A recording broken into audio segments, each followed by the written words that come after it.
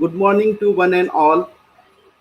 Friends, today is the auspicious day for us that our MSP Mandal's Arts, Commerce and Science College Kille Dharur is going to organize a national webinar on COVID-19 and administrative challenges.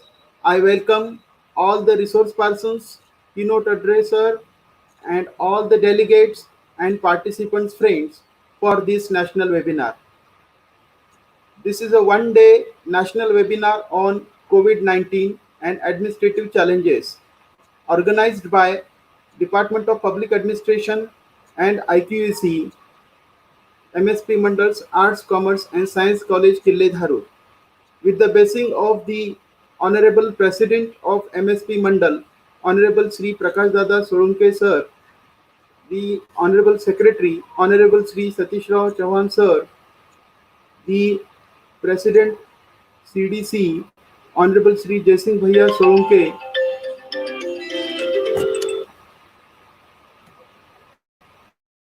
Honorable Sri Jaising Bhaiya Solanke, all the senior and respected members of the CDC, Honorable Sri Lobhaji Chauhan Sir, Honorable Sri Ajay Singh Dikkat Sir, Honorable Sri Ina Jadhav Sir, Honorable Sri Ram Shingare Sir, Honorable Professor Sri Mukundarao Sawant Sir, the Honorable Principal of our college, Honorable Sri Dr. Shivdas Shirsat Sir, Honorable Vice Principal of our college, Sri Professor M.A. Jogde Sir, the convener of the webinar, Honorable Dr. D.B. Jadhav Sir, and all dear participant friends. Friends, it is really an event of pleasure for us that we are going to organize this webinar on a very significant topic, COVID-19 and administrative challenges. Friends, all of us are aware of the fact that in this COVID pandemic situation, the hazardous task that has been relied upon the administrative section all is dependent upon administration and the persons involved in administration and its chief. So I think this conference is on a very significant topic. So without making any more delay, may I take this opportunity to recall upon the President of the inaugural and keynote address section, Honorable Sri Dr. Shivdas Shirsat Sir, for giving a welcome and presidential address of this webinar. May I request Dr. Principal Dr. Shivdas Shirsat Sir to give his presidential address. Principal Dr. Shivdas Shirsat Sir.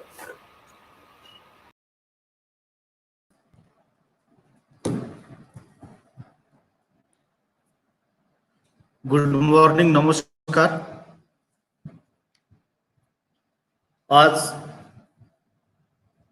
Marathwada शिक्षण प्रसारक मंडळ कला वाणिज्य विज्ञान महाविद्यालय किल्ले धारूर या आमच्या remote आणि डोंगरी भागात असलेल्या महाविद्यालयाचा हा चौथा नॅशनल वेबिनार आहे. डिपार्टमेंट ऑफ पब्लिक ॲडमिनिस्ट्रेशन आणि IQAC यांच्या संयुक्त विद्यमाने आजच्या या वेबिनारचं आयोजन करण्यात आलेलं आहे. आमच्या या उपक्रमाला नेहमीच प्रेरणा देणारे, चालना देणारे आमच्या मराठवाडा शिक्षण प्रसारक मंडळाचे अध्यक्ष माननीय प्रकाशदादा सोळंके, आमदार साहेब माजलगाव मतदारसंघ, तसेच माननीय आदरणीय आमदार श्री सतीश भाऊ चव्हाण, सरचिटणीस मराठवाडा शिक्षण प्रसारक मंडळ औरंगाबाद, तसेच आमचे CDC चे प्रमुख सदस्य माननीय जयसिंगभैया Solanke,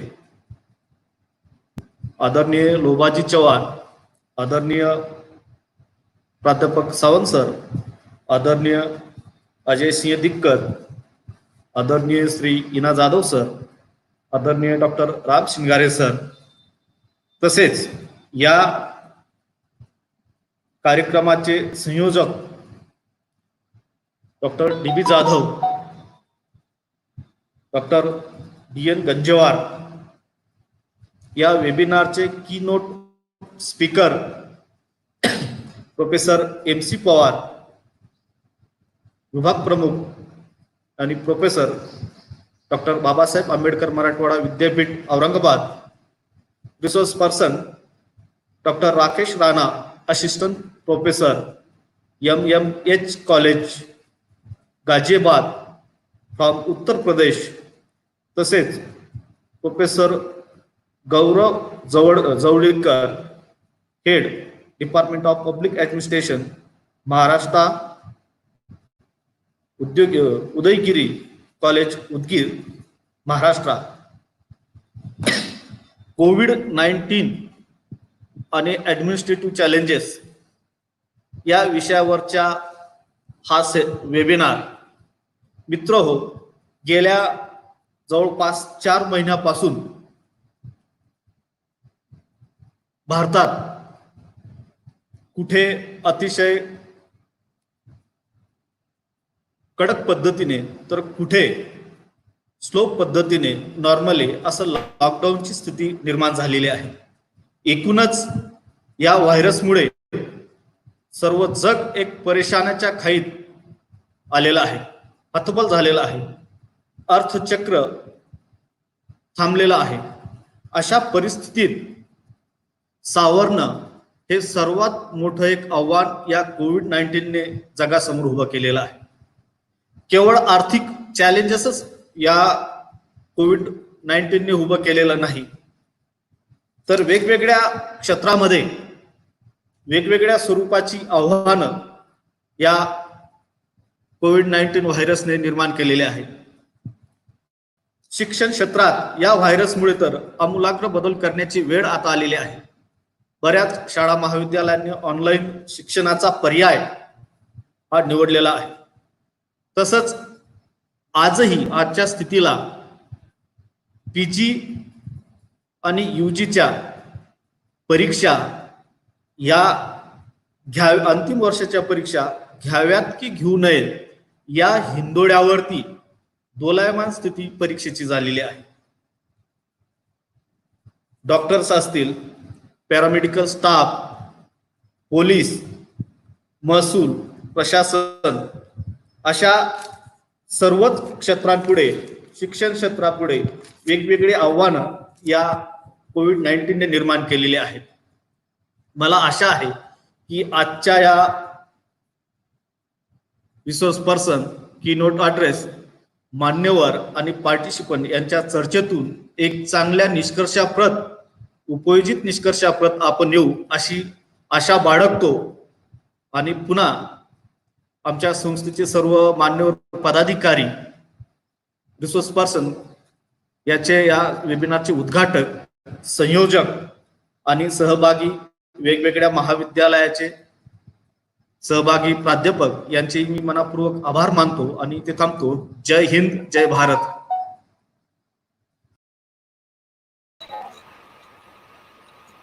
Now I thank you, sir. Thank you for your presidential address of the inaugural keynote address session. Without making any more delay, friends, now I invite the convener of the webinar, Dr. D.B. Jadhav, sir, to introduce to our today's keynote addresser, Professor M.C. Pawar, sir.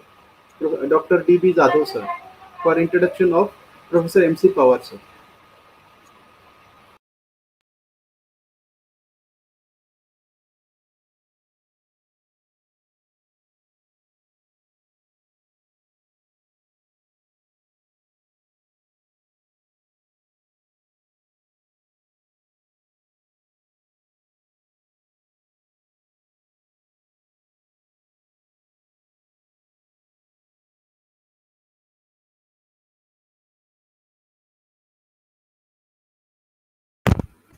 Hello. Hello.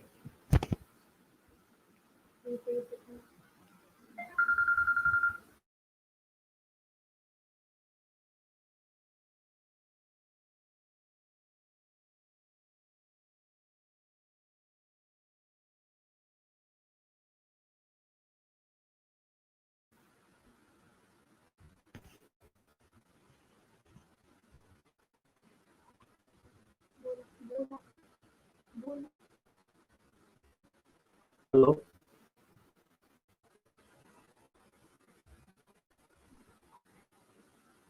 Hello बोलायला का आवाज माझा?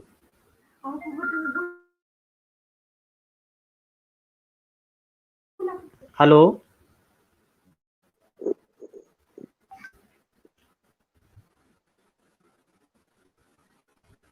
Hello madam काय म्हणलं बघ ना.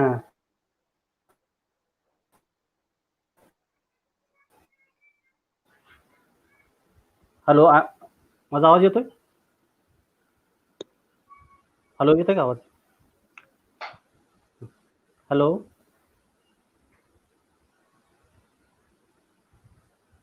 Hello Hello, Dr. Jadar. We are listening to you. Okay. आज आज इस नेशनल वेबिनार के keynote addresser professor doctor MC Pawar sir, doctor Baba Saheb Ambedkar Marathwada university Aurangabad, department of public administration, professor and head, इन्होंने बहुत से स्टूडेंट्स को PhD MPhil इसके लिए गाइडेंस किया है।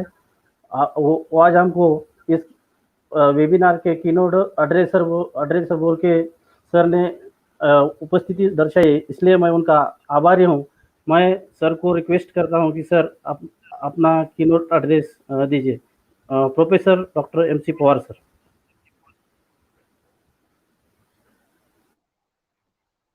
Yes. Good morning to all of you. Are you listening, please? Hello. Yes sir. Yes, listening. Hello. Are you listening? हाँ sir, yes sir. Yes, listening sir. Go ahead. Good morning to all of you. Friends, we all are assembled here online for national webinar organized by the Department of Public Administration, Arts, Commerce and Science College, Kilidharu, District Beat.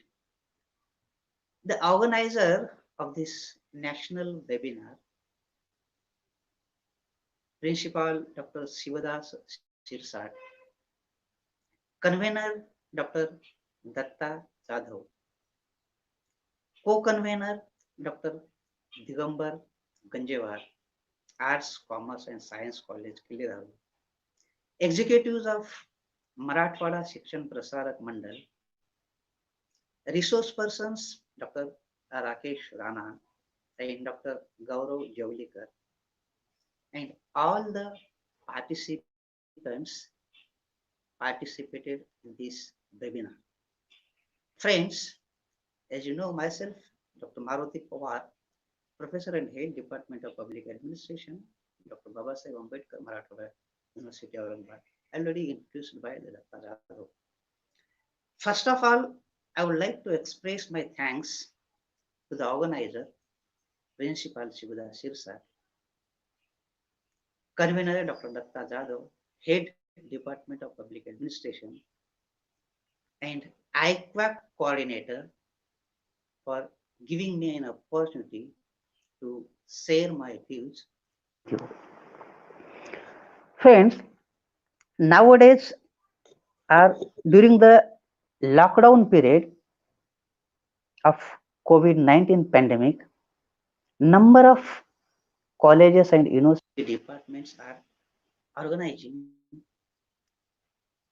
national and international webinars on different issues. But most of the webinars during this period are COVID-19 pandemic. Today's national webinar is also focuses on the same topic entitling COVID-19 and administrative challenges. To organize a webinar is very easy, simple and less expensive because this is a sort of work from home. In spite of the fact that the MSP Mandals ACS College is in remote area organized the national webinar. And this is a very appreciable thing, not only for the Department of Public Administration, but for this college also. For coming to the challenges COVID-19 pandemic, I would like to put here the primary information about COVID-19. We are using the word COVID-19, but what is COVID-19? Friends, we are using the word COVID-19 many times in a day because we know what is COVID-19. COVID-19 is the short Of CO for corona, VI for virus, D for December, and 19 for 2019. The World Health Organization, popularly known as WHO, who don't know who, all of you knows who, put this word in front of the world, that is COVID-19, on 31st December 2019. Another word that we are using frequently, that is novel COVID-19. Now, what is the meaning of novel? Novel means new. Nobody knows anything about it. More than 300 research institutions and thousands of scientists in the world are trying to know the birth source of corona virus, but not succeeded in it. As well as they are not succeeded to invent the vaccine on it till today. From this point of view, the coronavirus is novel coronavirus. Now, what is corona? We are using corona without knowing the meaning of corona. What is corona? The dictionary meaning of corona is the circle of light around the sun or moon seen especially during an eclipse period. I think the picture of coronavirus or an outer look of coronavirus is looking like the same as the circle of light around the sun or moon. This is what the novel COVID-19. Friends, during the COVID-19 pandemic period, number of new words and terms are added in our vocabulary, such as lockdown, quarantine, institutional quarantine, home quarantine, self-isolation, mask, social distancing, physical distancing, containment zones, hotspots, community transmission, herd immunity, antibodies, antigen, asymptomatic, pool testing, plasma therapy, PPE kits, sanitizer, pulse oximeter, thermal gun, Punasya Hari Om, etc. and mission begin again are definitely new for all of us, especially for common people. Medical facilities and infrastructure is better in developed countries, in spite of the fact that developed countries are suffering more than the developing countries. Friends, the economy of the globe is entirely stirred. The socio-economic and routine life of the people is severely impacted by this pandemic. The political leadership is testing on the ground of COVID-19 challenges. This phenomena is happening nowadays throughout the world. Now, what are the COVID-19 challenges? I try to focus here only on administrative challenges because there are other two research persons. They are going to focus on economic challenges, and I think social challenges. That's why I will try to focus only on administrative challenges. Post-COVID-19 social, economic, political, and administrative challenges will differ than that of the pre-COVID-19 challenges. Friends, while enumerating COVID-19 challenges, I will not give any statistical data like how many countries are suffering in the world, number of people are suffering, number of people are died, and number of cases discharged, and the ratio or death rate, etc. I will not give this type of statistical data here because we can get the statistical data everywhere. This data is changing day by day. Therefore, I put here only my observations during the COVID-19 pandemic period, which came from COVID-19 challenges. The first and most important challenge which I am going to put here, that is, as I have mentioned earlier, the global economy is stirred and the socio-economic conditions of the people is continuously worsening day by day. To reset and to redesign the disastrous situation. This is very important challenge before the administration, to reset and redesign the disastrous situation is one of the great challenges before the government and the administration. The second challenge, I think, COVID-19 has created an army of unemployment, an army of unemployed people in every country and increasing it day by day. Due to unemployment, people started begging money and food. In fact, they are not beggars, but the COVID-19 situation compelled them to do this. No doubt the government providing the food and other facilities and other type of assistance to all the people, but it is not possible to cover all the people suffering from COVID-19. The next challenge, during the lockdown period, people are expecting much more from the government. It's true, not only from the government as well as from the administration also, for their protection and assistance.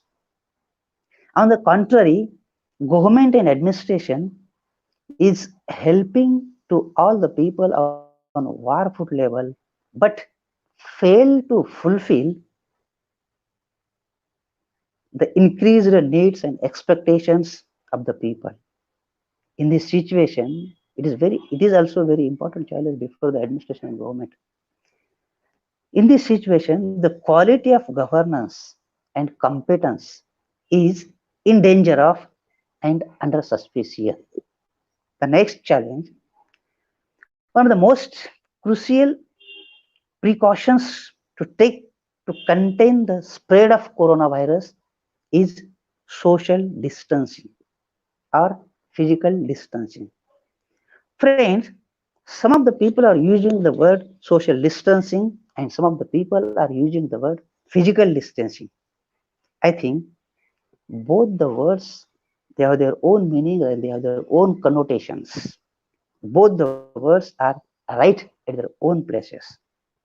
I think after 4 or 5 months, the birth rate of child in India will be increased on a very large scale if we have not maintained physical distancing in our houses. And this will help to become India world's #1 populated or population country. Now I come to the point that India is an overcrowded country and Indians tend to be gregarious people. They like company as well as Indian people celebrates rituals and festivals collectively. So to maintain social distancing is a very cumbersome task to the government and administration. Presently, administration is performing this role meticulously but under tension. The next point that I am going to put here, the social distancing is converting into psychological distancing. And psychological distancing is more dangerous for the society, which caused to hamper the integrity of a nation. The next point, that is academic calendar. About the academic calendar. Academic calendar is disturbed and disrupted due to COVID-19 pandemic. The governments are in dilemma. When and how should start an academic year? For overcoming from this issue and to bring it on track, the government is emphasizing on digital education or online education or e-learning education. But friends, it is important to note that in the country like India, to provide enough digital facilities in urban area may be possible, but it is very difficult to provide these facilities in the rural areas of India. Most of the students don't have smartphones and internet community. If they have, if they are having it, many of them don't have the proper knowledge to operate it. If they have all these facilities, luckily or unluckily or badly, there is a major problem of electricity in rural areas, as well as there will be lack of socialization among e-learning students. This is why one of the point regarding the challenge of administration. The next point is that hand to mouth people are under acute depression in our country, not only in our country, but everywhere. They are facing domestic violence, unemployment, insecure life, and these factors lead to commit suicide. Another point that is funeral of COVID-19 victim is becoming a serious issue.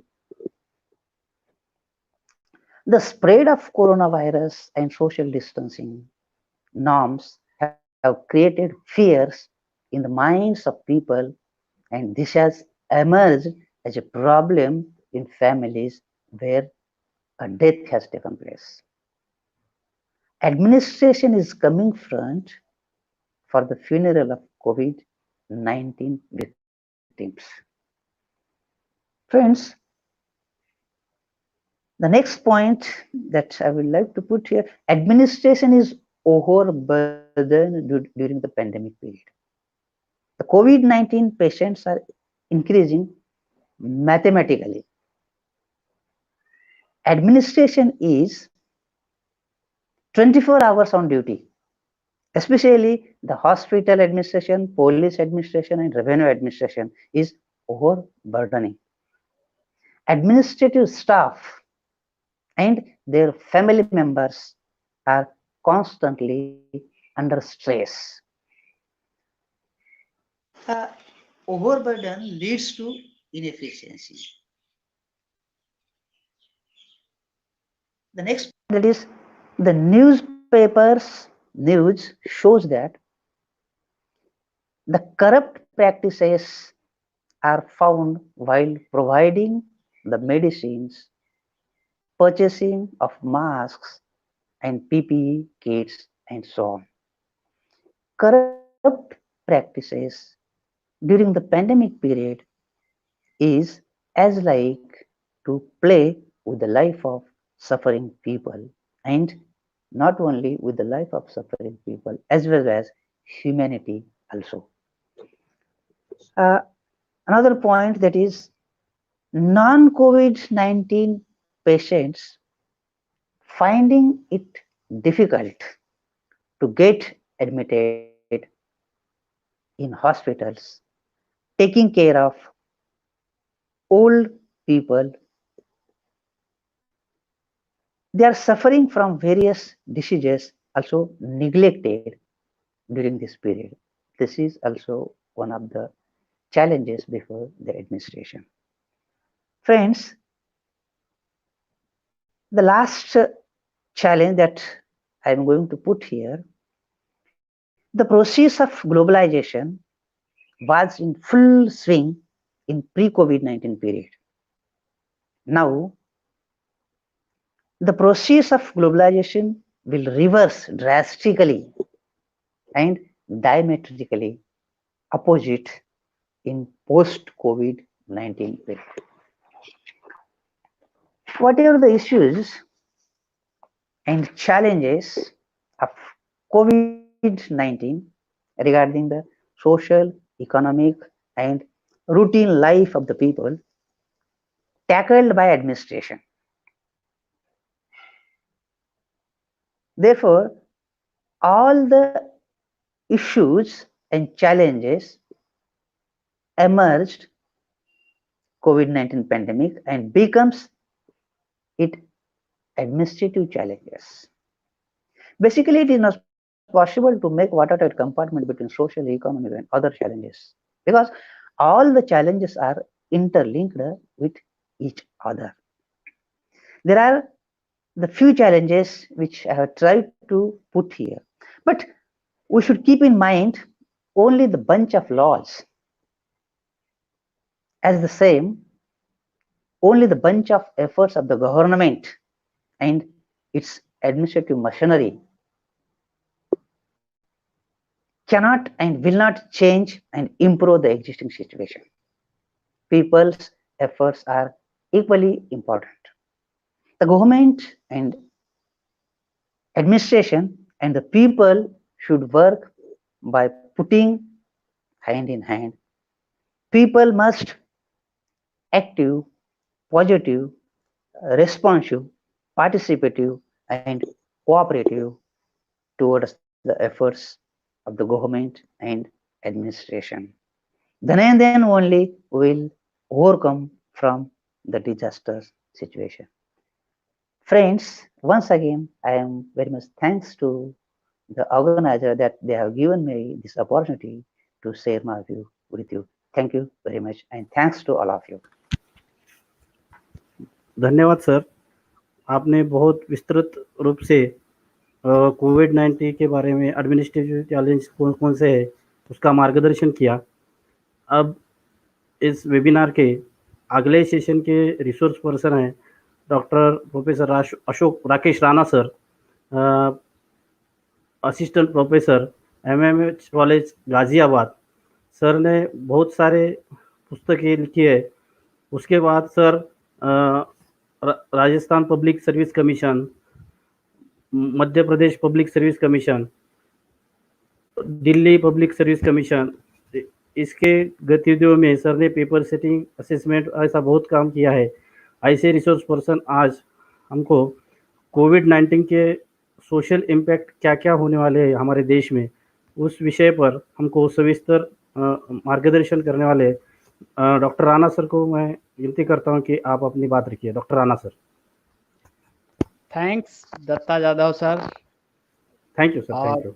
हाँ, सबसे पहले तो मैं college को बधाई देता हूं। Arts commerce science college Dharu Maharashtra ने इतने अच्छे विषय पर इस डिस्कशन को कंसंट्रेट किया, और कीनोट एड्रेस में प्रोफेसर पंवार ने जिस तरह से पूरे वाइड स्पेक्ट्रम के साथ कोविड-19 के एडमिनिस्ट्रेटिव चैलेंजेस और तमाम सोशियो इकोनॉमिक साइकोलॉजिकल चैलेंजेस को इंडिकेट करते हुए इस नेशनल वेबिनार का शुभारंभ किया, वो बधाई के पात्र हैं। मैं थैंक्स करता हूं कॉलेज के सेक्रेटरी महोदय सतीश चौहान जी का, प्रमुख सदस्य आदरणीय जयसिंह सोलंकी जी का, श्री प्रकाश सोलंकी जी का, आदरणीय मुकुंद सावंत जी, लोभा जी, अजय सिंह जी, इंद्रजीत जाधव जी, राम सिंगारे जी, प्राचार्य शिवदास जी, दिगंबर जी, दत्ता साहब, शिवदास और कन्वीनर गंजावरे सर, आप सबका आभार कि आपने मुझे इतनी दूर दिल्ली से अपने इस सेमिनार में शिरकत करने का मौका दिया।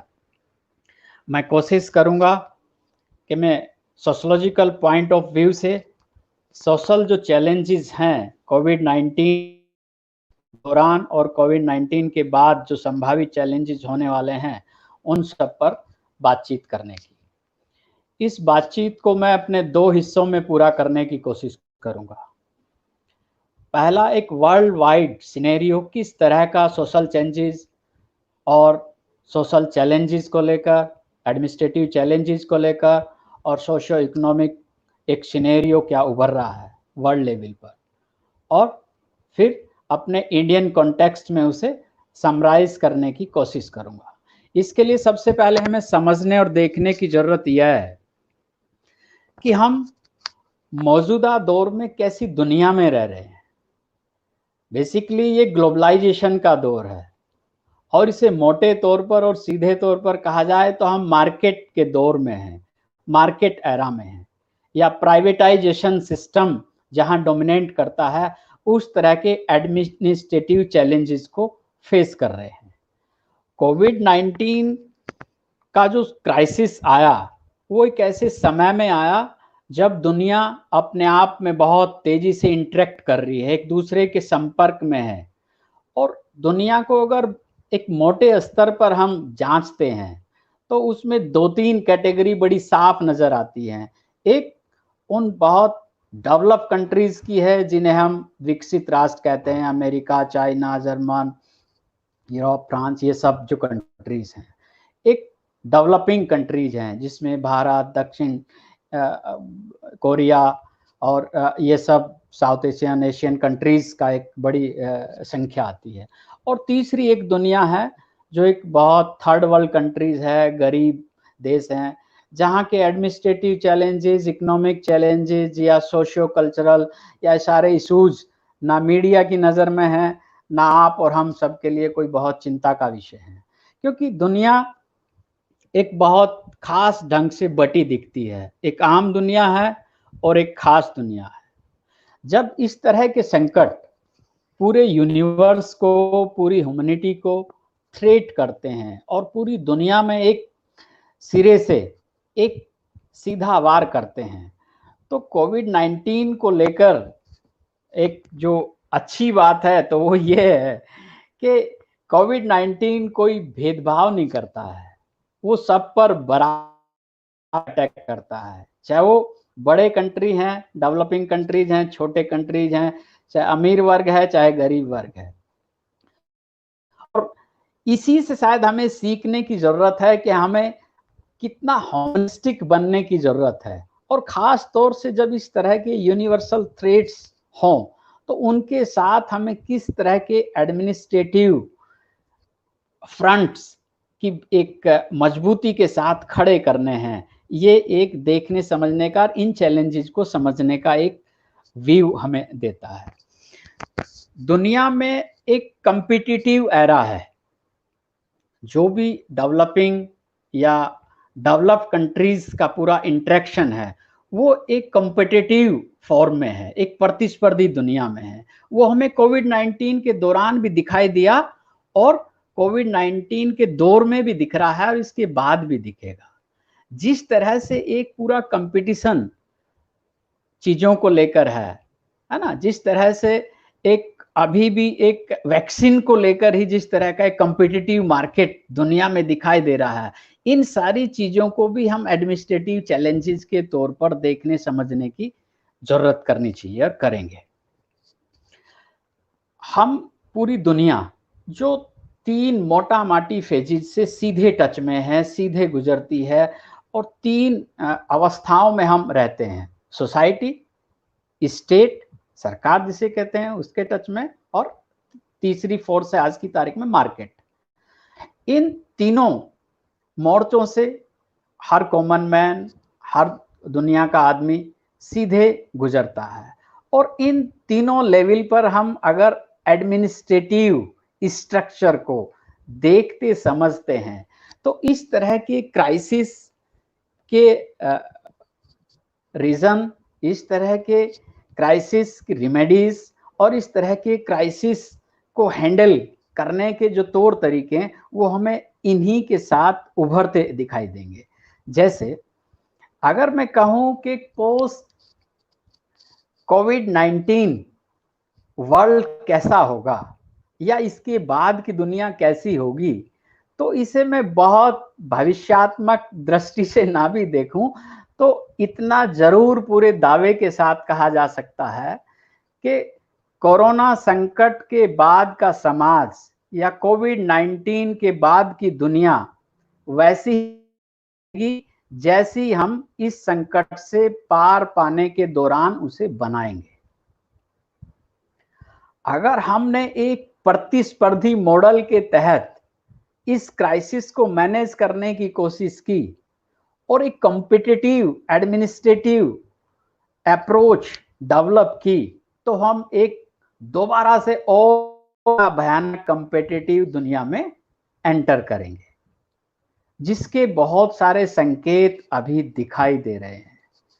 चाहे वो वैक्सीनेशन का एफर्ट है, चाहे मार्केट में दूसरी चीजों को लेकर एक दुनिया का इंटरेक्शन है, और चाहे दुनिया की महाशक्तियों में जो एक राजनीति और एक डिप्लोमेसी वर्ल्ड लेवल पर दिखाई दे रही है, चाहे उसके सिनेरियो में आप उसे देख सकते हैं। चाहे वो अमेरिका और चीन का आपस का एक पूरा संघर्ष है, और तीसरे एशियन कंट्रीज या भारत जैसे हम जैसे थोड़े से पॉजिटिव एफर्ट के साथ आगे आने वाले कंट्रीज हैं। तो इन सारे एग्जाम्पल्स के साथ मेरा आप लोगों से कहने का मतलब यही है कि हम कैसी दुनिया बनाएंगे या एक कैसा मॉडल इस कोरोना क्राइसिस से लड़ने का डेवलप करेंगे और इस पर जीतने का एक पूरा मॉडल डेवलप करेंगे, वैसी ही दुनिया में हम प्रवेश करेंगे, वैसी ही नई दुनिया हमारे सामने होगी। उसका कारण यह है कि सबसे पहले नीति आती है। किसी भी चीज को जो एडमिनिस्ट्रेटिव पूरे सिनेरियो के आप महारथी लोग हैं, मैं तो सोशोलॉजिकल पॉइंट ऑफ व्यू से इन चीजों को देखता हूं। नीति के बाद राजनीति आती है।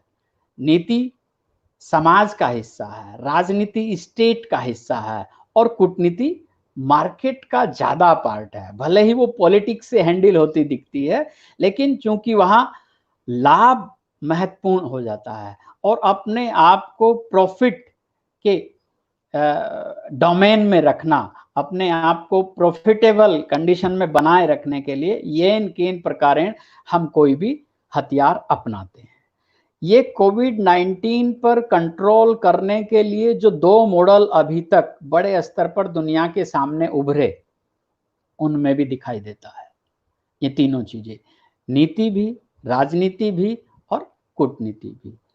दो मॉडल जो कोरोना क्राइसिस को हैंडल करने के पूरी दुनिया में बड़े स्तर पर सबके सामने है, एक अमेरिकन मॉडल है, एक चाइनीज मॉडल है, क्योंकि दोनों दुनिया की महाशक्ति हैं, दुनिया की सबसे बड़ी अर्थव्यवस्थाएं हैं, और पूरी दुनिया के लिए एक तरह से मॉडल, इकोनॉमिक मॉडल का या और तमाम चीजों में फॉलो का एक इंडिकेटर है। तो इन दोनों मॉडल्स को जब हम स्टडी करते हैं, खास तौर से कोरोना क्राइसिस को लेकर, तो दोनों मॉडल कोई बहुत बेहतरी का संकेत नहीं देते हैं, और दोनों कोई ऐसा मॉडल नहीं दिखते हैं कि के लिए बहुत फेवरेबल हो, दुनिया के लिए बहुत अनुकरणीय हो या बहुत अपनाने के हों। पहला मॉडल चाइना का देखिए। चाइना इस क्राइसिस को कंट्रोल करने के लिए किस हद तक जाते हैं। चाइना अपने यहाँ कोरोना क्राइसिस को कंट्रोल करने के लिए अपने समाज पर बेइंतहा नियंत्रण लगाते हैं, इंफॉर्मेशंस को छिपाते हैं, डेटाज को छिपाते हैं, दुनिया से कुछ शेयर करना नहीं चाहते, और अपने आप उसे येन केन प्रकारेण कैसे भी कंट्रोल करके पुनः अपनी अर्थव्यवस्था को पटरी पर लाने और दुनिया को धुलने के लिए, निकलने के लिए हर हथकंडा अपनाते हैं। कहते हैं कि समाज से इम्पोर्टेंट इकोनॉमी है, देश की अर्थव्यवस्था है, विकास है, और चाइनीज सिविलियन इस चीज से सब सफर करते हैं। पूरी दुनिया ने देखा, डेटा भी बताता है, मीडिया रिपोर्ट्स भी बताती है। दूसरा मॉडल अमेरिका का है। अमेरिका एक तरफ तो कहता है नहीं, लॉकडाउन नहीं करेंगे, हमारी इकोनॉमी अर्थव्यवस्थाएं प्रभावित होंगी। दूसरी तरफ कहता है कि नहीं, अमेरिकन फर्स्ट, मेरे लिए अमेरिकन फर्स्ट है, बाकी दुनिया बाद में, बाकी दुनिया की चिंता हम बाद में करेंगे, पहले अमेरिकन को बचाएंगे। और अमेरिकन के लिए वो जर्मनी से भी दवा मांगते हैं, भारत से भी दवा मांगते हैं। लेकिन जिस तरह की एक वर्ल्ड लीडरशिप में अमेरिका हर जगह उपस्थित होते दिखते हैं और पूरी दुनिया को दूहते दिखते हैं, इस कोरोना क्राइसिस को लेकर वो दुनिया में कहीं अपनी उपस्थिति दर्ज नहीं करते, सिर्फ अपनी चिंता करते दिखाई देते हैं, अपने देशवासियों की चिंता करते दिखाई देते हैं। तो ये जो दोनों मॉडल हैं, क्या ये दुनिया के भले के मॉडल हैं? और क्या इस तरह के मॉडल से एक अच्छा विश्व, एक अच्छी दुनिया, एक बेहतर दुनिया, एक बेटर वर्ल्ड की तरफ हम बढ़ सकते हैं या बढ़े हैं? नहीं, ये भी बड़े एडमिनिस्ट्रेटिव चैलेंजेस हैं, क्योंकि इन दोनों महाशक्तियों के संरक्षण में जो भी ऐसे इंटरनेशनली फंक्शनिंग करने वाले ऑर्गेनाइजेशन थे, चाहे वो संयुक्त राष्ट्र संघ था, चाहे वो विश्व स्वास्थ्य संगठन था, चाहे इनके एडमिनिस्ट्रेटिव ढांचे थे, और चाहे इनके पॉलिसी, चाहे मॉनिटरिंग फंड वाले या अंतर्राष्ट्रीय इकोनॉमिक फाइनेंशियल सपोर्ट वाले दूसरे ऑर्गेनाइजेशन थे, सब एक सिरे से गायब दिखे और पंगु की तरह खड़े दिखाई दिए। ये बड़े एडमिनिस्ट्रेटिव चैलेंजेस वर्ल्ड लेवल पर पूरी दुनिया ने देखे। चूंकि दुनिया इस तरह से बन चुकी है और पूरे वर्ल्ड का सिनेरियो इस ढंग से सेट हो चुका है कि डेवलपिंग कंट्रीज के लिए डेवलप कंट्रीज मॉडल बन गए हैं, और तीसरी दुनिया, जिसे मैं गरीब दुनिया कह रहा हूं, उनका किसी को कोई परवाह नहीं है। ना वर्ल्ड मीडिया में उनकी चिंता है, ना आप और हम के जहन में उनकी कोई चिंता है कि बाकी जो दुनिया का हिस्सा है उसमें क्या हो रहा है, वहाँ क्या डेटा है, वहाँ किस तरह से कोरोना क्राइसिस की चीजें हैं। ऐसा नहीं है कि इन छोटे छोटे कंट्रीज में या इस गरीब दुनिया ने कोरोना से फाइट नहीं किया या उन्होंने सफर नहीं किया, लेकिन वो उन पर किसी का संज्ञान नहीं है, क्योंकि दुनिया को हमने इस तरह से बांट लिया है, इस तरह का ढांचा बना लिया है कि हम एक होलिस्टिक पर्सपेक्टिव से चूक रहे हैं। और शायद इस संघर्ष में भी ये बड़ा एडमिनिस्ट्रेटिव चैलेंजेस है दुनिया के सामने, और ये बड़ी चूक है, क्योंकि अगर हम छोटे छोटे कंट्रीज के कोरोना क्राइसिस से संघर्ष करने के, उस पर पार पाने के, उस पर सक्सेस के मॉडल देखें तो बहुत बेहतर मॉडल है। चाहे वो न्यूजीलैंड जैसे छोटे कंट्री का मॉडल है, उसने कोरोना क्राइसिस को कैसे मात दी, चाहे साउथ कोरिया, दक्षिण कोरिया जैसे बड़े कंट्री का एक बहुत सक्सेस और सफल मॉडल दुनिया के सामने है कि उन्होंने कैसे उनका जो शानदार मॉडल कोरोना क्राइसिस को फाइट देने का रहा, उसके 3 बेसिस रहे। उनका जो एडमिनिस्ट्रेटिव स्ट्रक्चर थी बहुत इफेक्टिव, बहुत स्ट्रांग। दूसरा, वहां की सोसाइटी और स्टेट के बीच जो एक डेमोक्रेटिक इंटरेक्शन था वो बहुत बेहतर रहा, बहुत शानदार रहा। और उनका जो एक ब्यूरोक्रेटिक सेटअप, एक पूरा ऑनेस्टिक अप्रोच के साथ एक अपनी सोशल सर्विस का, अपनी सोसाइटी के प्रति, अपने कंट्री के प्रति जो कमिटमेंट वाली फीलिंग है, और टेक्नोलॉजी, इन सब ने मिलकर दक्षिण कोरिया को एक शानदार मॉडल के रूप में दुनिया के सामने रखा। और दुनिया को इस से बहुत कुछ सीखना चाहिए था, या इस मॉडल की दुनिया के सामने बहुत चर्चा होनी चाहिए थी, लेकिन सारी चर्चा अमेरिका और चीन को लेकर हो गई। और जिस तरह से इस क्राइसिस को दुनिया में आरोप प्रत्यारोप की तरफ धकेल दिया गया, ये भी एक बड़ा एडमिनिस्ट्रेटिव उभरता है दुनिया के लिए।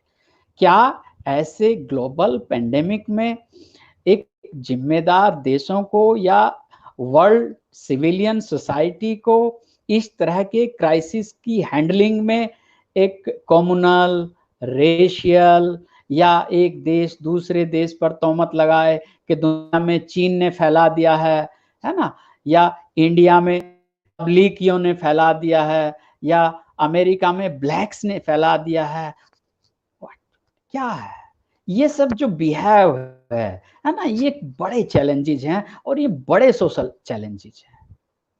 तो एक पूरा एक वर्ल्ड सिनेरियो पर ये एक पूरी दुनिया के साथ जिस तरह से हमें बातचीत करनी चाहिए, इसमें और बहुत सारे एग्जाम्पल आप सबके सामने हैं। आप सब लगातार मीडिया, रिसर्च और इन सब के टच में हैं।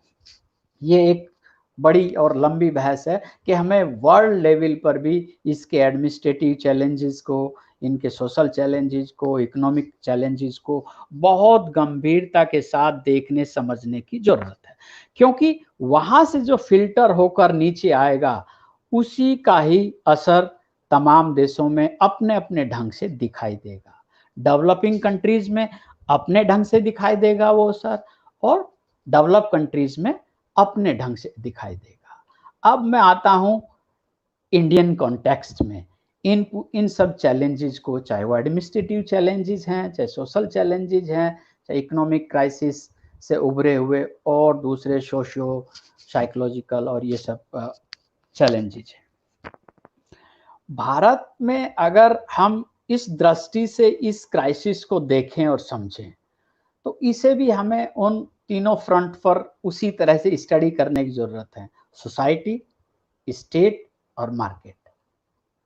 सोसाइटी के लेवल पर किस तरह से एडमिनिस्ट्रेटिव और अपना एक जो एक हमारे समाज का एक फंक्शनल तौर तरीका है चीज़ों को हैंडल करने का। दूसरा, स्टेट के लेवल पर किस तरह से इस पूरी हैंडलिंग को हुआ। और तीसरा, मार्केट, है ना, या प्राइवेट हेल्थ सिस्टम जिसमें आएगा, और ये सारी चीज़ें। तो इसमें गांव, नगर और महानगर, गांव, नगर और महानगर के सामने बिछाकर भी अगर हम स्टडी करते हैं तो इसमें सबसे बड़े एडमिनिस्ट्रेटिव चैलेंजेस मेट्रोपॉलिटन सिटीज को लेकर है, जिन्हें महानगर कह रहे हैं, और जहां से हमारे मॉडर्न इकोनॉमी की, हमारे देश के विकास की मूल धाराएं निकलती हैं। दिल्ली और बॉम्बे जैसे बड़े सिटीज में, दिल्ली और बॉम्बे जैसे बड़े मेट्रोपॉलिटन सिटीज में, जो देश की इकोनॉमिक कैपिटल हैं, पॉलिटिकल कैपिटल हैं, सारे डिसीजन जहाँ से होते हैं, सारे डेवलपमेंट जहाँ से निकलते हैं, तय होते हैं, सारा एडमिनिस्ट्रेटिव स्ट्रक्चर जहाँ कंसंट्रेट हुए हैं, वहाँ पूरा फेलियर्स जिस ढंग से दिखाई दिया, तो एक बड़ा चैलेंजेस है। उस पर बहुत वाइड मुझे इसलिए जाने की जरूरत नहीं। वो माइग्रेंट्स, लेबरर का पूरा सैलाब, पूरा मजदूरों को सड़कों पर महीनों लगातार सबने देखा, पूरी दुनिया ने देखा, है ना।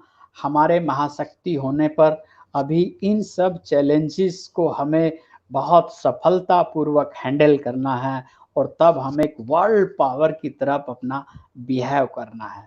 ऐसा नहीं है कि हमने अपने बूते एक ह्यूमनिस्टिक अप्रोच को लेकर इस पेंडेमिक में दुनिया को राहत पहुंचाने के एफर्ट ना किए हों, और किए हैं, लेकिन वो क्यों दब गए, वो क्यों दुनिया ने नहीं देखे, वो क्यों दुनिया ने नहीं जाने? क्योंकि हम अपने, हमारे जो लोकल या हमारा जो अपना नेशनल और रीजनल फ्रंट था, खास तौर से माइग्रेंट्स, लेबरर्स को लेकर, उसने उस सब पर लीपापोती कर दी।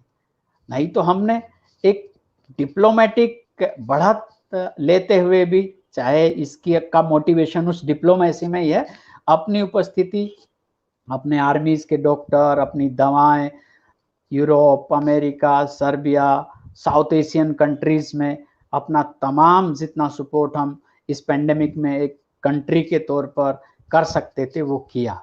लेकिन उन चर्चाओं से और उस तरह का एक पूरी लॉबिंग के साथ अपनी उपस्थिति दर्ज कराने से हम इसीलिए चूक गए क्योंकि हम घरेलू मोर्चे पर, हम घरेलू एडमिनिस्ट्रेटिव फ्रंट पर थोड़ा पीछे रह गए और उन्हें उस ढंग से हैंडल नहीं कर पाए। ये हमारे लिए एक बड़ी लर्निंग है कि हमें अपने नेशनल, रीजनल और लोकल एडमिनिस्ट्रेटिव, चाहे वो हेल्थ सिस्टम को लेकर है और चाहे वो दूसरी पॉलिसी मेकिंग को लेकर है, इन तमाम चीज़ों को किस तरह से हैंडल कर दुनिया के साथ आगे बढ़ना है और दुनिया में कैसे अपनी उपस्थिति दर्ज करानी है, इस चीज़ को शायद हमें बहुत अच्छे से ध्यान रखना था। लेकिन लर्निंग है, ये भी एक हमें उस तरह से चीज़ों को सीखना चाहिए। अब मैं सीधा आता हूँ कि सोशल चैलेंजेस इंडियन सिस्टम के साथ क्या हैं, या उन सारी चीज़ों, किन चीज़ों को प्राथमिकता से देखने, समझने और उन पर काम करने की जरूरत है। इसमें सबसे पहले जो सोशल चैलेंजेस मैं एज ए सोशल साइंटिस्ट और सोशोलॉजिकल पॉइंट ऑफ व्यू से देखता हूँ, तो वो सोशल डिस्टेंसिंग का जो इशू है, it's very important and serious. दूसरा challenges role of media and informations in society. तीसरा जो एक बहुत जनरल है, एक अनएम्प्लॉयमेंट का जो एक पूरा सिनेरियो डेवलप होगा या हो रहा है, उसकी हैंडलिंग, उसके एडमिनिस्ट्रेटिव और उसके सोशल चैलेंजेस, उसके साइकोलॉजिकल जो एक थ्रेट्स हैं, वो किन रूप में सामने आएंगे। तीसरा, जो कम्युनिकेशन मोड चेंज होगा। अभी हम एक डायरेक्ट कम्युनिकेशन के बहुत आदी हैं और हम ग्रुप और कलेक्टिव लाइफ के बहुत आदी हैं, लेकिन ये क्राइसिस अगर लंबा चला तो इसमें कम्युनिकेशन मोड चेंज हो जाएंगे और हम डायरेक्ट कम्युनिकेशन ना करके इनडायरेक्ट कम्युनिकेशन की कल्चर में एंटर करेंगे। तो ये जो चैलेंजेस है, ये कैसे होगा?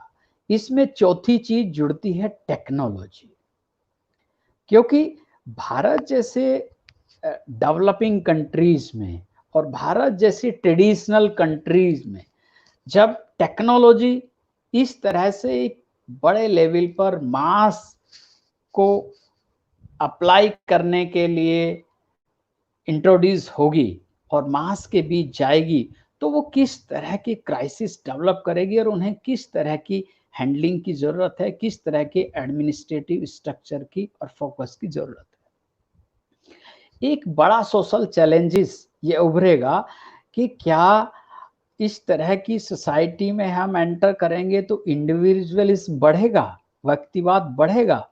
एक कलेक्टिव सोसाइटी के आदि लोग किस तरह से इंडिविजुअलिज्म की तरफ जाकर अपने आप को एक बड़े साइकोलॉजिकल प्रेशर में धकेलेंगे, ये एक बड़े सोशल चैलेंजेस हैं।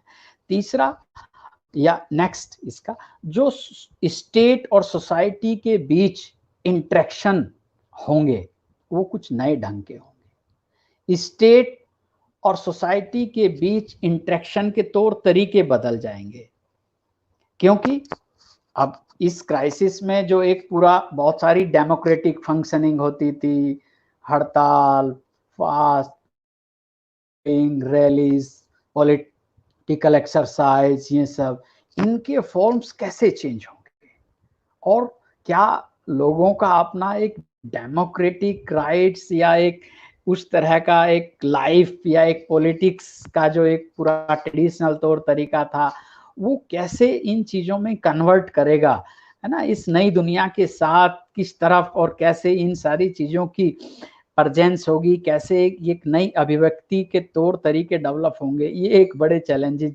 समाज के सामने भी होंगे, स्टेट के सामने भी होंगे। और तीसरे और लास्ट जो चैलेंजेस होगा वो वही स्टेट, सोसाइटी और मार्केट को लेकर, स्टेट की पब्लिक एडमिनिस्ट्रेटिव सिस्टम किस तरह से नई फॉर्मेशन में आएगा, समाज इस सोसाइटी के लेवल नया सोशल सपोर्ट सिस्टम कैसे डेवलप होगा, और लास्ट मार्केट की जो सोशल रेस्पॉन्सिबिलिटीज हैं, है ना, जो आज CSR के तौर पर उस तौर पर कहीं कहीं कुछ बिखरी हुई अनऑर्गेनाइज सी दिखती भी हैं, क्या मार्केट उन्हें रीऑर्गेनाइज कर और ज्यादा इंटेंसिव ढंग से अपने आप को सोशल कंसर्न में तय करेगा? तो ये जो सारे चैलेंजेस हैं, मैं थोड़ा थोड़ा सा समय, अगर मैं ज्यादा समय ना ले रहा हूं तो हल्का हल्का सा इन सब की तरफ इंडिकेट करते हुए जल्दी जल्दी खत्म करूंगा अपनी बात सर को। बोलिए सर। हाँ, सर तो सर प्लीज जो बोलिए। यस जो सोशल डिस्टेंस का इशू है वो बहुत सीरियस इशू है, क्योंकि भारत एक ट्रेडिशनल कंट्री है। हम बहुत ही ट्रेडिशनल माइंडसेट में जीने वाले लोग हैं। यहाँ सबसे बड़ा challenge is come education, fundamentalism भी हम लोगों के बीच है। अपनी कल्चर को लेकर तो हम इतने इगोइस्टिक हैं कि सारी दुनिया की सारी बेहतरी हम उसी में देख लेते हैं। कोरोना क्राइसिस के दौरान भी देखने में आया कि दुनिया के कोरोना से अगर बचना है तो वो इंडियन कल्चर में जाएं, क्योंकि हम तो पहले से ही सोशल डिस्टेंस रखते थे। हमारे यहाँ जो अनटचेबिलिटी का कंसेप्ट था वो सोशल डिस्टेंस, फिजिकल डिस्टेंस, इन सारी चीज़ों को लेकर था। और इन तमाम सोशल मीडिया पर अपनी तरह से लोगों ने जो एक गलत ढंग की एक कैंपेन स्टार्ट की, या हम तो नमस्कार करते हैं, हमारे यहाँ शेक हैंड का नहीं है, ये सब चैलेंजेस सोसाइटी के लिए एक नए ढंग के चैलेंजेस होंगे और इन्हें अपने ढंग से समाज और समाज का एक वर्ग रिडिफाइन करने की कोशिश करेगा, रिस्टैब्लिश की कोशिश करेगा, महिमा मंडित करने की कोशिश करेगा। ऐसे में सोसाइटी के लिए स्टेट का रोल और एडमिनिस्ट्रेटिव पॉलिसीज और सीरियस ढंग से कंसर्न करेंगी। तो इन सारी चीजों पर हम एक मजबूत फ्रंट के साथ शायद वार कर पाएंगे और इन चैलेंजेस को फेस कर पाएंगे। अभी भी हम बहुत उस ढंग से सोशल डिस्टेंस के फिनोमिनन को बहुत क्लियर तरीके से समाज के बीच एंटर नहीं कर पाए कि सोशल डिस्टेंस का मतलब ये कतई नहीं है कि हम बिल्कुल आम तौर पर समाज से मानसिक रूप से, साइकोलॉजिकल या दूसरा या उस माइंडसेट के साथ दूरी बनाएं, लेकिन क्योंकि हम एक ट्रेडिशनल माइंडसेट के लोग हैं और हिस्टोरिकल बैकग्राउंड हमारे यहाँ इस तरह की सोशल डिस्टेंसिंग के कंसेप्शंस को लेकर रही हैं, तो वे गलत डायरेक्शन में ना जाएं और वे गलत फॉर्मेशन ना लें। तो इसके लिए हमें बहुत सचेत ढंग से सोशल डिस्टेंसिंग के कंसेप्ट को समझने समझाने की जरूरत है। बेसिकली सामूहिक आयोजनों को किस ढंग से करना है, उनमें सोशल डिस्टेंस कितनी महत्वपूर्ण है और अपने स्तर पर प्रिकॉशन लेकर समाज किस तरह से एक इसकी पूर्व तैयारियों के साथ इससे पार पा सकता है। अब मीडिया के रोल का सवाल है। इंफॉर्मेशंस का जर्नलाइजेशन भारत जैसे ट्रेडिशनल सोसाइटी के लिए किसी भी ढंग से फेवरेबल नहीं है, क्योंकि हमारे यहाँ एजुकेशन का लेवल भिन्न भिन्न है। दूसरा, हमारे यहाँ गरीबी, पॉवर्टी की इंतहा है। उन सब ग्रुप्स का, समाज के जो भिन्न भिन्न ग्रुप्स हैं, जो अलग अलग सोशियो इकोनॉमिक बैकग्राउंड्स की जो सोशल कम्युनिटीज हैं, उनके लिए सूचनाओं का एक जनरलाइजेशन कर देना गलत है और उससे बहुत सारी गफलत और कंफ्यूजन कोविड-19 के दौरान भी पैदा हुए, हमने भी देखे, और उनको सरकार को, स्टेट को संभालने में कितनी मशक्कत करनी पड़ी और कितनी चीज़ों को लेकर डिफेम हुई। ये सारी चीज़ें, इन सारी चीज़ों को ध्यान में रखकर मीडिया के रोल को भारत जैसे समाज में एक बहुत संजीदा ढंग से, सेंसिटिव ढंग से समझने और तय करने की जरूरत है। तीसरा जो बात है एक अनएम्प्लॉयमेंट की। अनएम्प्लॉयमेंट भारत में अलग अलग ढंग का है।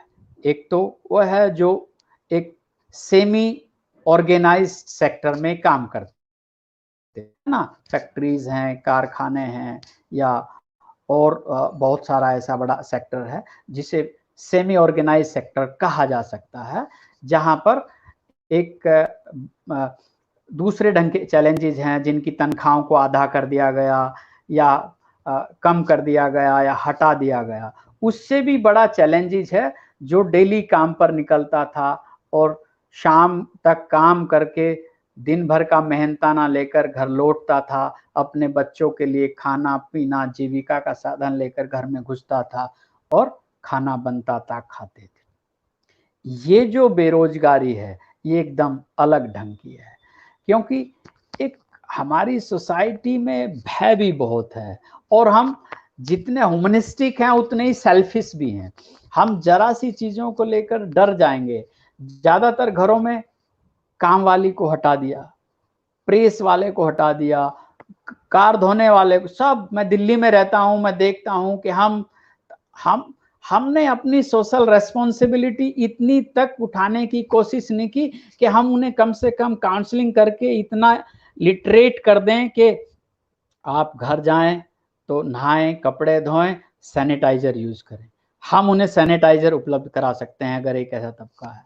हम उन्हें इतनी लिटरेसी इस पेंडेमिक के बारे में लेकिन अपने आप को काट लेना और उन्हें बिल्कुल उनके रोजगार से भी उन्हें बिल्कुल एकदम के नहीं, हमें अब काम की जरूरत नहीं, जब स्थिति सामान्य हो जाएगी तब। तो इस तरह के जो एक एम्प्लॉयमेंट संबंधी चैलेंजेस हैं, जो आपसी सोशल सपोर्ट के स्तर पर जिनकी भरपाई होनी थी, क्योंकि ना तो वो गवर्नमेंट की सोशल सिक्योरिटी के अंडर आते, ना तो स्टेट के पास कोई ऐसा स्ट्रक्चर है कि इस अनऑर्गेनाइज सेक्टर के मजदूर को जो डेली सुबह से काम करता था शाम को पहुंचता था, उसे किसी सामाजिक सुरक्षा कवच के तहत रखा गया हो, डेली उस तक कोई हेल्प पहुंचती हो।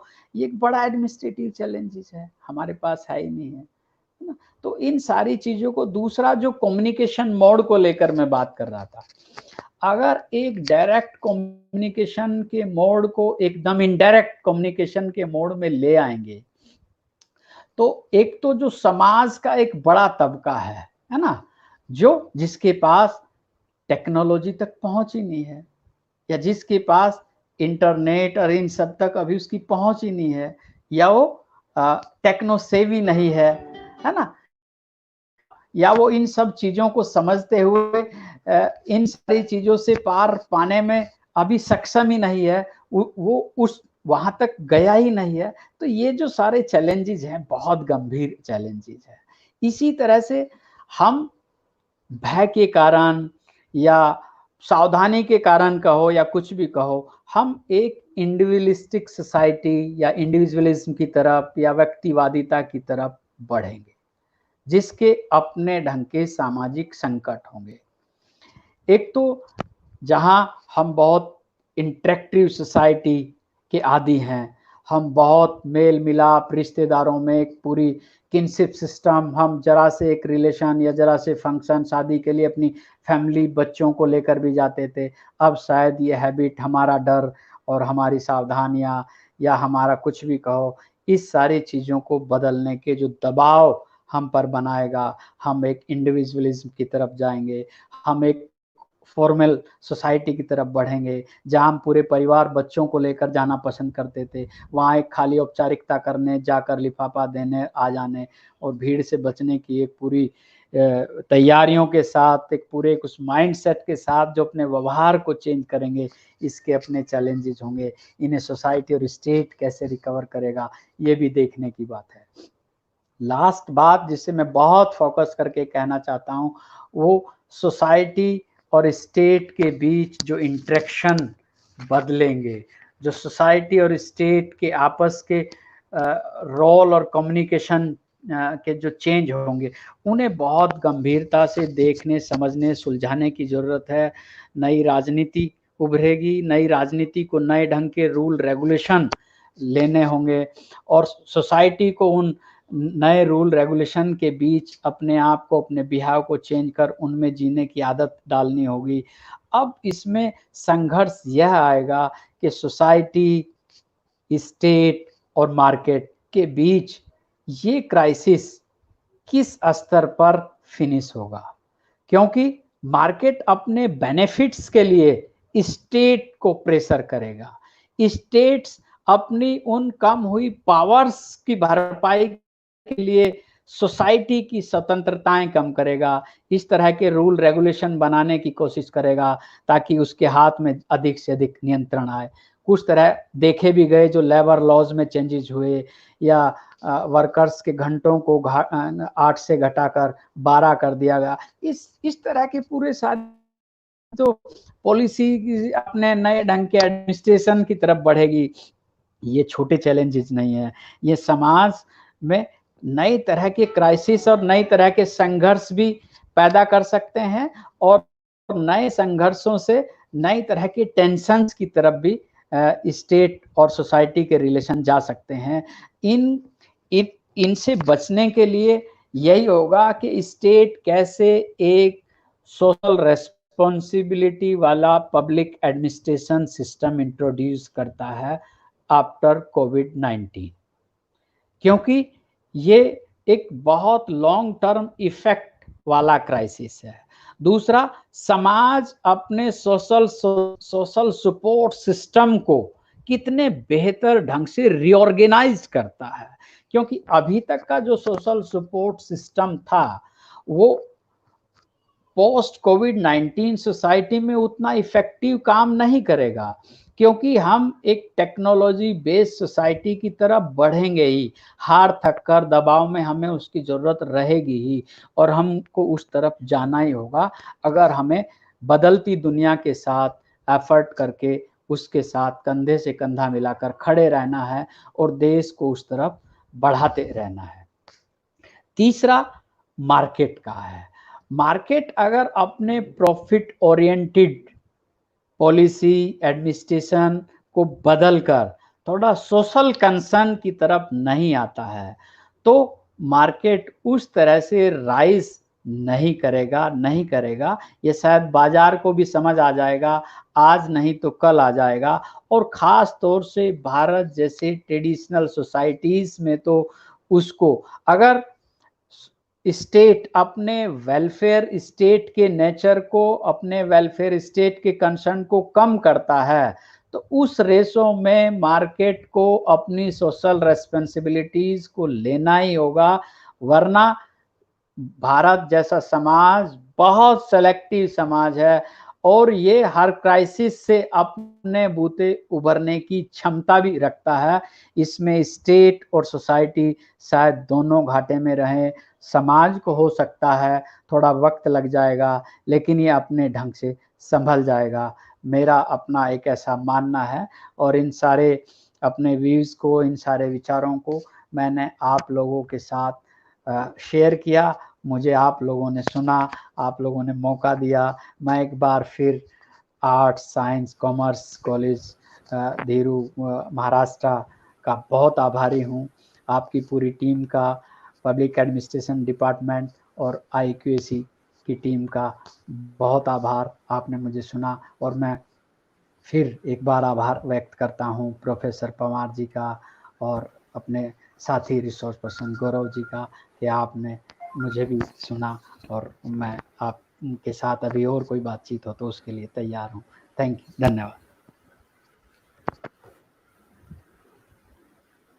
धन्यवाद राणा सर, आपने बहुत ही बढ़िया तरीके से इस विषय के पूरे तय तक जाकर कोरोना वायरस को हैंडल करने का जो चाइनीज़ मॉडल है, अमेरिकन मॉडल है, साउथ कोरियन मॉडल है, उसके बारे में आपने बहुत अच्छी जानकारी दी। मैं लाइव कमेंट बॉक्स में देख रहा था सर, बहुत से पार्टिसिपेंट कह रहे हैं कि बहुत बढ़िया लेक्चर है, बहुत इन्फॉर्मेटिव है, वेरी नाइस। बहुत ही अच्छे तरीके से आपने इस विषय को विस्तृत रूप से स्पष्ट किया। धन्यवाद सर, बहुत धन्यवाद। इसके बाद थैंक यू सर, हमारे जो आपके कारण मैं मिल पाया सबसे। Okay, thank you sir, thank you जी। इसका आगे का जो सेशन है, इस हमारे सेशन के resource person doctor Gaurav Jawalikar sir, जो head department of public administration Maharashtra Udaygiri महाविद्यालय उदगीर, जो micro finance self help group पे सर ने रिसर्च किया है, उस बारे में कोविड-19 and economical effect, economical challenges, इसके बारे में अपना मनोगत, आपकी बात रखेंगे। मैं गौरव जोड़ीकर सर से रिक्वेस्ट करता हूं कि सर अपनी बात रखिए। Doctor Gaurav Jodikar sir, thank you.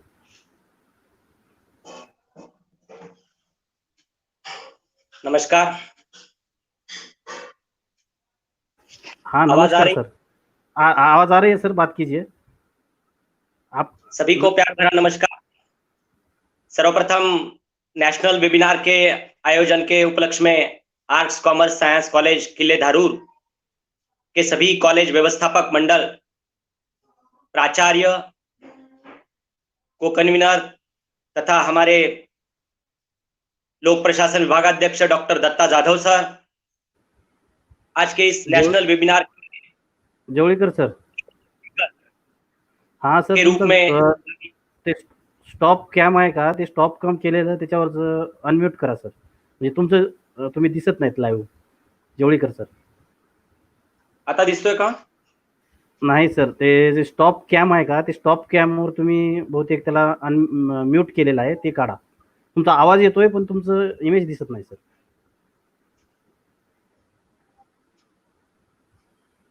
ठीक आहे.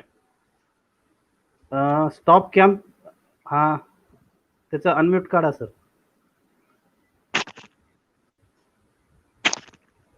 काढला आहे पण ते हे होत नसावं कदाचित. मोबाईल काय समज. हा बोला सर, बोला बोला, कंटिन्यू करा. हा मी बोलत राहतो. हा बोला बोला. आवाज येतोय ना? आवाज तर क्लिअर येतोय ना माझा? आवाज येतोय सर, बोला बोला, आवाज येतोय. आज के इस नेशनल वेबिनार में कीनोट स्पीकर के रूप में सहभागी हमारे मार्गदर्शक डॉक्टर एमसी पवार सर तथा जिन्होंने अभी बहुत अच्छी बात रखी सोशल चैलेंजेस के बारे में, वो हमारे resource person doctor Rakesh Rana sir, और सभी के प्रति मैं साधुवाद प्रकट करता हूं। और प्रथमतः मैं दत्ता जाधव सर, आपके प्रति, आपके कॉलेज के प्रति आभार व्यक्त करता हूं कि आपने यह एक मौका हमें दिया। Hello sir. Corona sir Jolikar sir. हाँ सर, हाँ आप सर. रिजॉइन व्हा, म्हणजे तुमची इमेज दिसेल सर. असं अभिजित मुंडे सरने दिलं इथं, ते तुम्ही रिजॉइन व्हा म्हणजे तुमची इमेज दिसेल. ठीक है. हम्म.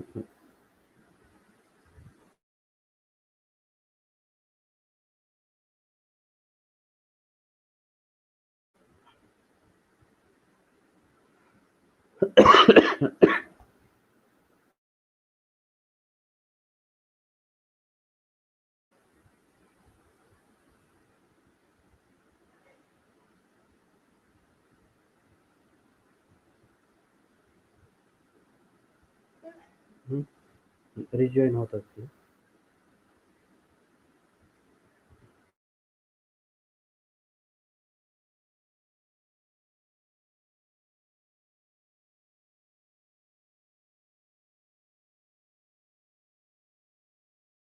सर आवाज येतोय का? हॅलो. आता तुमची इमेज हेलो. दिसू लागली. हा इमेज दिसू लागली. बोला सर, आता बोला. ठीक है. मैं सभी से क्षमा चाहता हूं, नेटवर्क प्रॉब्लम था इसलिए मैं आपसे ठीक तरह से जुड़ नहीं पाया। मुझे जो आज विषय दिया गया है, इस पर मैं कम से कम समय में आप सभी लोगों से अपने विचार रखूंगा आप सामने। पिछले 4 महीनों से कोरोना इस वैश्विक महामारी ने पूरे विश्व को परेशानी में डाला है। एमसी पवार सर ने कीनोट एड्रेस के माध्यम से, और अभी राकेश राणा सर ने सोशल एस्पेक्ट के एंगल से इस वेबिनार को बड़ी ऊंचाई पर ले जाके रखा है। ऐसा कोई क्षेत्र नहीं है जिसको कोरोना ने परेशानी में डाला ना हो। आज के इस राष्ट्रीय वेबिनार में कोविड और आर्थिक चुनौतियां, इस विषय पर मैं अपने विचार आपके सामने रखने जा रहा हूं। मैं अपने विचार भारतीय अर्थव्यवस्था को मद्देनजर रखते हुए कहूंगा, और बीच बीच में महाराष्ट्र का संदर्भ भी देता रहूंगा। अभी भारतीय अर्थव्यवस्था इन स्थितियों भारतीय अर्थव्यवस्था पर इन स्थितियों का कितना गहरा असर पड़ेगा, ये दो बातों पर निर्भर करेगा।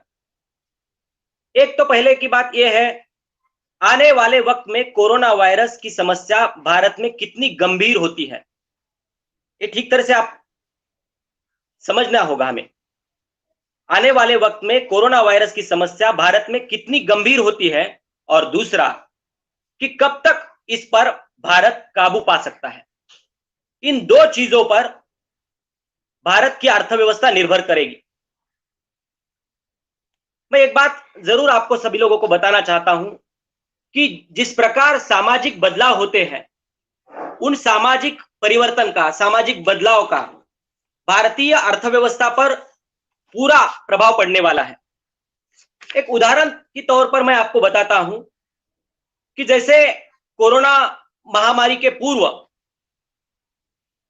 भारत में जिस प्रकार की शादी और उत्सव मनाए जाते थे, उस प्रकार के शादी और उत्सव कोरोना के बाद मनाए नहीं जा सकते।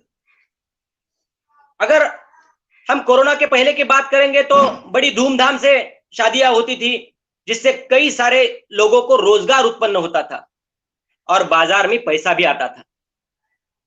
लेकिन कोरोना का संसर्ग का प्रादुर्भाव रोकने के लिए केवल 50 लोगों को ही शादी में सम्मिलित होने की अनुमति दी गई है, जिस कारण बड़े फंक्शन हॉल की जरूरत नहीं है, बड़े पैमाने पर डेकोरेशन की जरूरत नहीं, कपड़ों की खरीदी नहीं, नाच गाना नहीं, उसके लिए बैंड नहीं, खान पान नहीं, केटरर्स नहीं, और कई सारी चीजें, इन पर बड़ा असर हुआ है। भारतीय समाज उत्सव प्रिय है और बड़े धूमधाम से वो उत्सव भी मनाता है, लेकिन कोरोना के चलते हुए अभी सभी उत्सव घर में ही मनाए जा रहे हैं। इसका एक प्रादुर्भाव भारतीय अर्थव्यवस्था पर होने वाला है। जब तक हम लोगों के दिलों का डर निकाल नहीं पाते, तब तक भारतीय अर्थव्यवस्था में सुधार नहीं आ सकता। आज लोगों के दिलों में डर है कि मेरा जॉब तो नहीं चला जाएगा, मेरी नौकरी तो नहीं जाएगी, आने वाले समय में मैं आर्थिक संकट में किस प्रकार से उसका सामना करूंगा। लोगों के दिलों का यह जो डर है, वो बाजार में पैसे आने नहीं दे रहा। कई बार हम ऐसा देखते हैं, मैं एक बात कोट करने चाहता हूं, ज्येष्ठ अर्थशास्त्री विवेक कौल है, जिनका नाम आप सभी लोगों ने सुना होगा। वो कहते हैं कोरोना के डर से लोग घर पर बैठेंगे तो कंपनियां उत्पादन कैसे करेंगी, व्यापार कैसे होगा और अर्थव्यवस्था आगे कैसे बढ़ेगी। लोग जब घर पर बैठते हैं तब ट्रांसपोर्ट सेक्टर है, होटलिंग है, रेस्टोरेंट है, फिल्म है, मल्टीप्लेक्स है, ऐसे कई सारे क्षेत्र प्रभावित होते जाते हैं। आज कोरोना के बाद हम 3-4 महीनों में देख रहे हैं, लोग जीवन आवश्यक चीजें तो खरीद रहे हैं, लेकिन लग्जरी उत्पादन जैसे कार है, एसी है, फ्रिज, टीवी, ऐसे कई सारी चीजें हैं जो लोग खरीद नहीं रहे हैं। लोगों को डर है अपने पास का अगर पैसा चला गया तो बाद में कैसे हम करेंगे। पूना में किए गए एक सर्वेक्षण, महाराष्ट्र में जो पूना है, उसमें किए गए एक सर्वेक्षण के आधार पर ऐसा निष्कर्ष सामने आया है, 4 में से 3 लोग अपने पास जो जमा पूंजी है उसे खर्च करने की मानसिकता में नहीं है। यह बात हम सभी लोगों को समझनी चाहिए। 4 में से 3 लोग अपने पास जो जमा पूंजी है उसे खर्च करने की मानसिकता में बिल्कुल नहीं है। उसका यह भी एक कारण है, कोरोना की पार्श्वभूमि पर लोगों के दिल और दिमाग में डर है। यह डर लोगों के जेब से रुपयों को बाजार में आने नहीं दे रहा, और जब तक लोग घर से बाहर नहीं निकलेंगे, जब तक लोग खरीदेंगे नहीं, तब तक भारतीय अर्थव्यवस्था गतिमान कैसे हो पाएगी। कोविड ने कई सारी चुनौतियां भारत के सामने रखी है, लेकिन सबसे महत्वपूर्ण चुनौती के रूप में आर्थिक चुनौतियां है। जैसे प्रशासनिक चुनौतियां हैं, सामाजिक चुनौतियां हैं, स्वास्थ्य की चुनौतियां हैं, शिक्षा के अनुरूप चुनौतियां हैं, इन सभी के मद्देनजर रखते हुए हमें यह समझना होगा कि इन सभी चीजों का परिणाम अर्थव्यवस्था पर होने वाला है। अभी कोरोना वायरस सिर्फ एक वैश्विक स्वास्थ्य संकट नहीं रहा है, बल्कि एक बड़ा लेबर मार्केट और आर्थिक संकट भी बन गया है, जो लोगों को बड़े पैमाने पर प्रभावित कर रहा है। कोरोना वायरस की वजह से दुनिया भर में 2.5 करोड़ नौकरियां खतरे में आई हैं। कई लोगों के अभी तक जॉब चले गए हैं। कई लोगों को वेतन कटौती का सामना करना पड़ रहा है। आज लोगों के पास धन नहीं है और सामने एक अनिश्चित वातावरण है। लोगों को पता नहीं है कि कब हम इस वातावरण से संभलेंगे, कब पहले जैसा माहौल बनेगा, फिर कब मैं मेरे जॉब पर जाऊंगा। आज कुछ आईटी सेक्टर में, कुछ एजुकेशन संस्थाओं में online education, online work from home की सुविधा उपलब्ध है, लेकिन सभी लोगों को यह सुविधा उपलब्ध नहीं है और उनके जॉब आज खतरे में आए हैं। जैसे अभी राणा सर ने बताया कि विकसित राष्ट्र, विकसनशील राष्ट्र और पिछड़े हुए राष्ट्र, वैसे ही राष्ट्र के अंतर्गत भी 3 वर्ग यहां पर हमें दिखाई देते हैं। एक वर्ग रिच क्लास है, जिस पर इस कोरोना का ज्यादा प्रादुर्भाव होने वाला नहीं है। तीसरा जो वर्ग है वो लोअर क्लास का है। वो पहले से ही अपनी जो नीड्स है वो मर्यादित रख रहा है, इसलिए उस पर भी ज्यादा असर पड़ने वाला नहीं है। लेकिन जो मिडिल क्लास है, जिसने अपना फ्लैट लिया है, गाड़ी ली है, उसके बैंक के कर्जे हैं, उस पर ये भारी पड़ सकता है।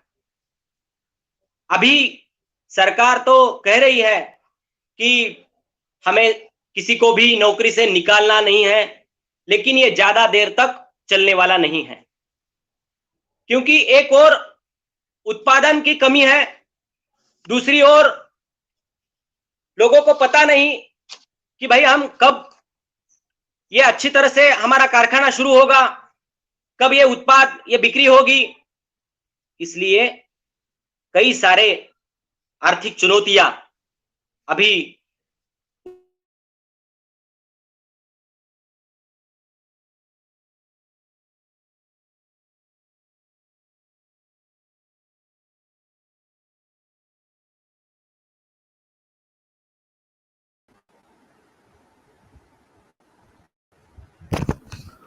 हाँ जेवढी आवाज येतो माझा? हॅलो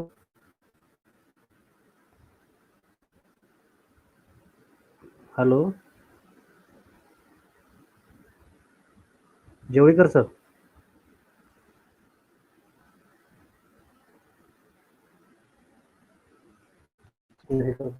परत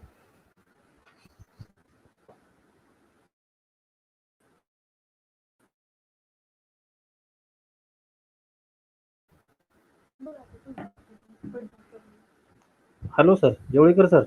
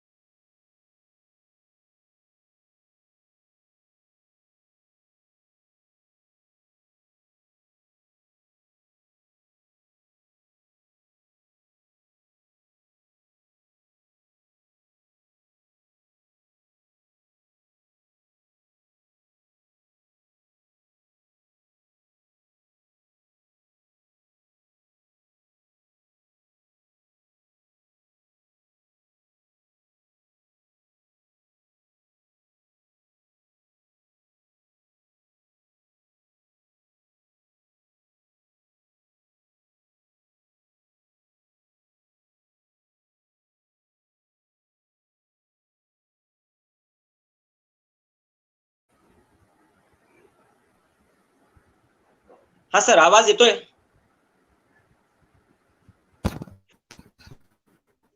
आवाज आ रही है?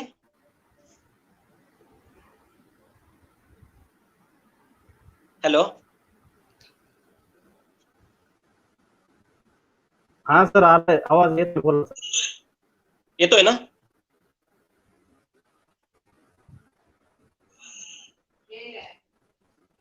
हाँ, इन सभी समस्याओं के बीच भारतीय अर्थव्यवस्था में एक रिवर्स माइग्रेशन का भी बड़ा प्रभाव पड़ने वाला है आगे चलकर। रिवर्स माइग्रेशन का मतलब हम सभी लोग जानते हैं कि कई सारे लोग महानगरों में रोजगार की उपलब्धता के कारण चले गए थे, लेकिन कोविड के बाद रोजगार की अनुपलब्धता, उद्योग बंद होने के कारण कई सारे लोग अपने अपने गांव की ओर लौट चुके हैं, जहां रोजगार की किसी भी प्रकार की उपलब्धता नहीं है। पहले से आर्थिक संकट से गुजरने वाले कृषि व्यवसाय पर रिवर्स माइग्रेशन का भार बढ़ रहा है। रोजगार की अनुपलब्धता के कारण यह लोग केवल आराम कर रहे हैं और इससे आगे चलकर कई आर्थिक चुनौतियां भारत में बढ़ने वाली है। अभी सरकार ने अपनी ओर से तो प्रयास किया है, 20 लाख करोड़ प्रधानमंत्री राहत पैकेज सरकार ने डिक्लेयर कर दिया है। अभी नवंबर तक सबको अनाज की उपलब्धता सरकार की ओर से की जा रही है, लेकिन लोग जब तक घर से बाहर नहीं निकलेंगे, लोग जब तक काम नहीं करेंगे, लोगों के पास जब तक पैसा नहीं आएगा, तब तक भारतीय अर्थव्यवस्था पूर्ववत रूप से सुचारू नहीं हो पाएगी। भारतीय अर्थव्यवस्था की बुनियाद भले ही कृषि क्षेत्र हो, लेकिन वर्तमान समय में भारतीय अर्थव्यवस्था में विकास के पीछे मिडिल क्लास है। मिडिल क्लास और लोअर मिडिल क्लास का सबसे बड़ा हाथ भारतीय अर्थव्यवस्था के सुचारू रूप में होने में है। यही एक कारण है कि भारत को एक मिडिल इनकम ग्रुप की अर्थव्यवस्था के रूप में परिभाषित किया जाता है। कोविड-19 के जारी वैश्विक संकट के बीच भारतीय परिदृश्य में आर्थिक दृष्टिकोण से सबसे अधिक चर्चा दो पहलुओं पर हो रही है। पहला तो भारतीय अर्थव्यवस्था की सबसे कमजोर आबादी यानी कि किसान है, असंगठित क्षेत्र में काम करने वाले मजदूर है, दैनिक मजदूरी के लिए शहरों में पलायन करने वाले मजदूर है और शहरों में सड़क के किनारे छोटा मोटा व्यापार करके आजीविका चलाने वाले लोग हैं। और दूसरा, भारतीय अर्थव्यवस्था में उत्पादन करने वाले यानी वह क्षेत्र जो इस देश में पूंजी और गैर पूंजी वस्तुओं का उत्पादन करते हैं। सामान्य भाषा में कहें तो मैन्युफैक्चरिंग सेक्टर या बिजनेस सेक्टर पर इसका बहुत बड़ा प्रभाव हो रहा है।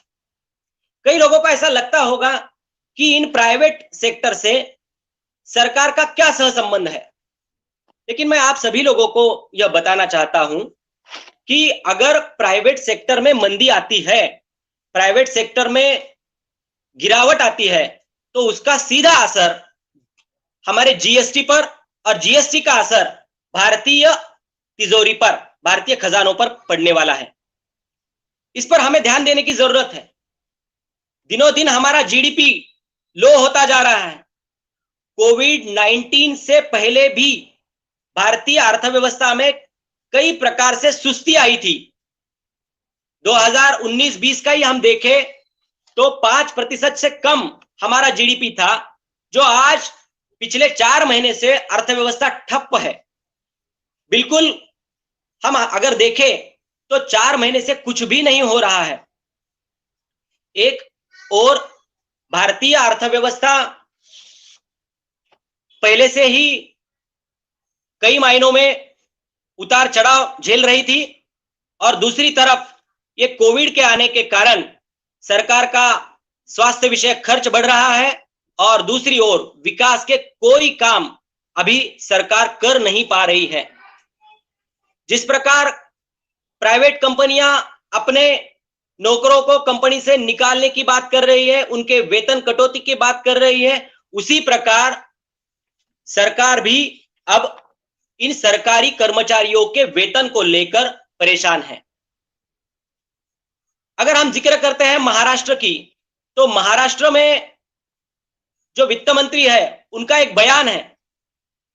वो कहते हैं कि अभी कई दिनों के बाद हमें सरकारी कर्मचारियों के वेतन में भी कटौती का विचार करना होगा, उन पर रोक लगानी होगी। इसका साफ अर्थ यह है कि सरकार भी कई सारे आर्थिक चुनौतियों का सामना कर रही है। पिछले 4 महीनों से पब्लिक ट्रांसपोर्ट बंद है। सरकार ने बैंक के जो कर्जे हैं वो देने के लिए भी लोगों को राहत दी है। टैक्स भरने के लिए भी लोगों को अगस्त, सितंबर, अक्टूबर, नवंबर तक राहत दी है। जब सरकार ऐसी लोकप्रिय घोषणाएं करता है, लोगों को बचाने की बात करता है, तब कई सारी आर्थिक चुनौतियों का सामना लोगों को और पर्याय रूप से सरकार को भी करना पड़ता है। यह हमें ध्यान में रखना होगा। विशेषज्ञों का यह मानना है कि कोरोना वायरस के प्रभाव के एक ओर स्वास्थ्य का संकट है, तो दूसरी ओर आर्थिक संकट दिनों दिन बढ़ता जा रहा है। लॉकडाउन ये तो बड़ी चिंता का विषय होता जा रहा है। 22 मार्च को पहली बार जनता कर्फ्यू के माध्यम से एक दिन पूरी अर्थव्यवस्था ठप थी, तो करोड़ों रुपए का नुकसान हुआ। उसके बाद 25 मार्च से 14 अप्रैल तक 21 दिन, उसके बाद 14 दिन, और उसके बाद कई सारे देश में कई सारे राज्यों ने अपने अपने स्तर पर लॉकडाउन किया।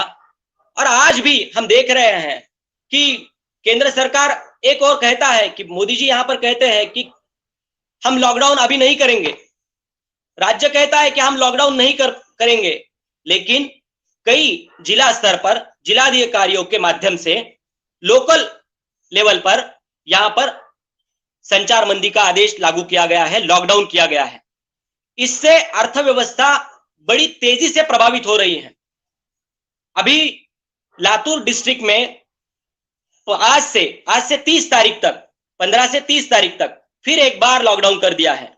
जैसे औरंगाबाद में किया है, ठाणे में किया है, पुणे में किया है, पिंपरी चिंचवड़ में किया है, कई सारे स्टेट के अंतर्गत, महाराष्ट्र स्टेट के अंतर्गत कई सारे जिलों के अंतर्गत ये लॉकडाउन किया गया है।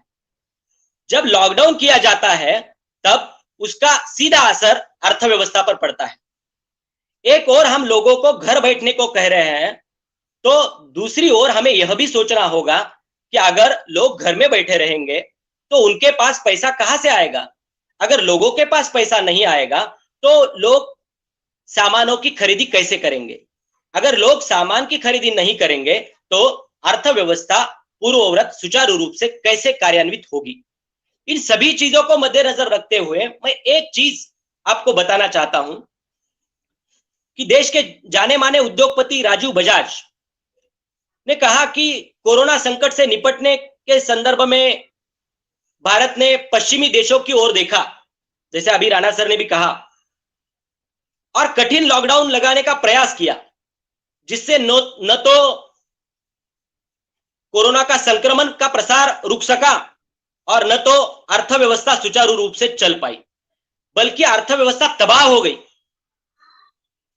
4 महीने लोगों को काम ना होना, उत्पादन ना होना, किसी भी प्रकार की खरीदारी ना होना, यह बात अर्थव्यवस्था के सामने कई सारी कड़ी चुनौतियां खड़ी कर सकती है। लॉकडाउन यह कोरोना संक्रमण का रोकने का एकमेव तरीका है, ऐसे सरकार को, प्रशासकीय कर्मचारियों को लग रहा है, लेकिन आगे चल के इसके बहुत बड़े परिणाम अर्थव्यवस्था के रूप में हमें देने होंगे। मैं कुछ सेक्टर के बारे में आपके सामने अपने विचार रखूंगा, जैसे कि हमारा पर्यटन उद्योग है। इस कोरोना वायरस के प्रकोप से चलते जब से आने जाने पर पाबंदियां लगी है, देश के अंतर्गत एहतियात बंद है, उससे सरकार को जो मुनाफा मिलने वाला था, सरकार के अर्थव्यवस्था में जो गति आने वाली थी, उस पर पूरी रोक लग चुकी है। सार्स है, मार्स है, स्वाइन फ्लू है, ऐसी कई सारी बीमारी प्रकोप हमने देखे हैं। कोरोना वायरस का प्रकोप इससे बहुत ज्यादा है, यह मैं भी जानता हूं, लेकिन बार बार किए जाने वाले लॉकडाउन हमारे कारपोरेट सेक्टर, हमारे मिडिल क्लास की रीढ़ को ब्रेक कर सकते हैं। अर्थव्यवस्था इससे बहुत प्रभावित हो रही है। एटॉमोबाइल उद्योग का भी हम देखें तो सोसाइटी ऑफ इंडियन एटॉमोबाइल मैन्युफैक्चरर्स का कहना है कि भारत के एटॉमोबाइल उद्योग में करीब 3.7 करोड़ लोग काम करते हैं। भारत में ऑटो उद्योग पहले से ही आर्थिक सुस्ती का शिकार था। अब चीन में मंदी के कारण भारत के ऑटो उद्योग को भी कल पुर्जों की किल्लत हो रही है। निर्मल गर्ग कहते हैं, पश्चिम बंगाल में एक ऑटो निर्मल गर्ग जो पश्चिम बंगाल में एक ऑटो डीलर है, राज्य भर में उनके 4 शोरूम है। तो वह कहते हैं, निर्मल गर्ग कहते हैं, हर गुजरते दिन के साथ हालत बिगड़ती ही जा रही है। हम पहले ही मंदी के दौर से गुजर रहे थे और अब तो लोग भविष्य को लेकर भी आशंकित है, इसलिए वो एक नई कार में पैसा नहीं लगाना चाहते। निर्मल गर्ग सर का अगर हम स्टेटमेंट ध्यान से सुनते हैं तो हमें यह पता चलता है कि दिनों दिन यह हालात बिगड़ते जा रहे हैं, मंदी अपना रूप दिखा रही है और जब तक यह लॉकडाउन हम रोक नहीं पाते, जब तक हम अर्थव्यवस्था पूरी तरह से हम शुरू नहीं करते, तब तक भारतीय अर्थव्यवस्था के सामने कई सारी कठोर चुनौतियां आ सकती हैं। अभी हम रियल इस्टेट की अगर बात करें तो रियल इस्टेट पर 261 दूसरे उद्योग निर्भर करते हैं। जब हम फिल्म इंडस्ट्री की बात करते हैं तो फिल्म इंडस्ट्री में 450 से अधिक उद्योग फिल्म इंडस्ट्री पर निर्भर करते हैं। जब हम लॉकडाउन करते हैं तो ये सारी पूरे रोजगार, पूरी अर्थव्यवस्था ठप्प सी हो जाती है। इसलिए अगर भारतीय अर्थव्यवस्था के सामने की चुनौतियां अगर हमें कम करनी है तो एक और हमें कोरोना के साथ लोगों को रहने की मानसिकता बनानी होगी। लोगों के दिल और दिमाग से ये कोरोना का डर निकालने की कोशिश करनी होगी और साथ ही में बाजार में लोगों को खरीदने के लिए जो पैसे की जरूरत है, उस पैसे के लिए लोगों के हाथ को काम, रोजगार पुनश्च रूप से हमें शुरू करना होगा। केवल पुनश्च हरिओम ऐसा ना कहते हुए अर्थव्यवस्था में सुचारू रूप से रोजगार की उपलब्धता करके ही इन सभी चीजों से हम प्रभावित हो सकते हैं। भारतीय अर्थव्यवस्था पे आगे चल के कई सारी चुनौतियां आ सकती है, लेकिन इन चुनौतियों का सामना करते वक्त हमें कुछ उपाय भी करने होंगे, जरूरी है।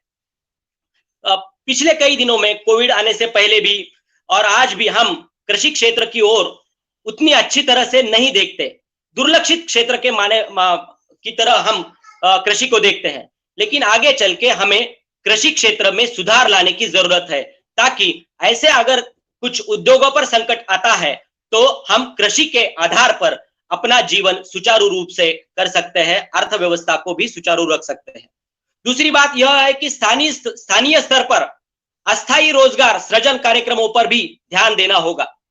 अगर यह ध्यान हम दे सकते हैं, लोकल अगर सेल्फ हेल्प ग्रुप, जैसे शुरू में अपने जाधव सर ने कहा कि सेल्फ हेल्प ग्रुप जैसे ग्रुप्स है, वैसे ग्रुप्स बनाकर अगर हम अर्थव्यवस्था को गतिमान करने के लिए कुछ प्रयास कर सकते हैं तो आने वाले दिनों में हम कुछ तौर पर इन आर्थिक चुनौतियों का सामना कर सकेंगे, ऐसा मुझे लगता है।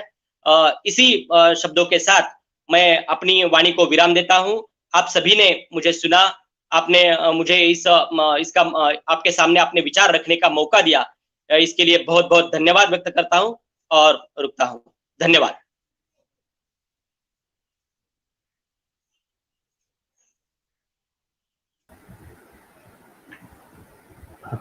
हेलो मुंडे सर।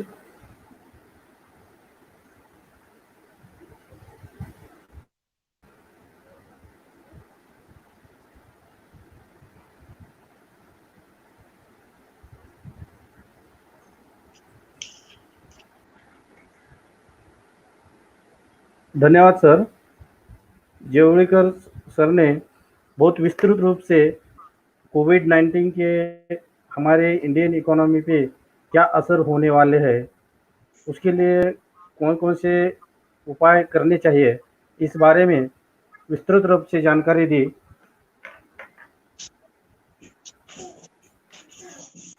इस सेमिनार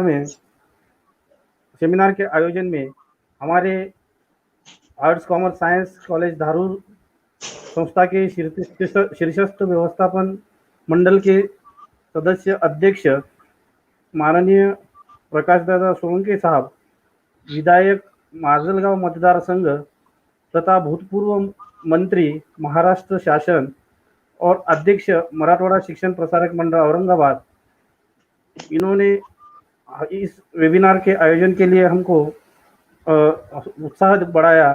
इसके लिए मैं इनका आभार व्यक्त करता हूँ।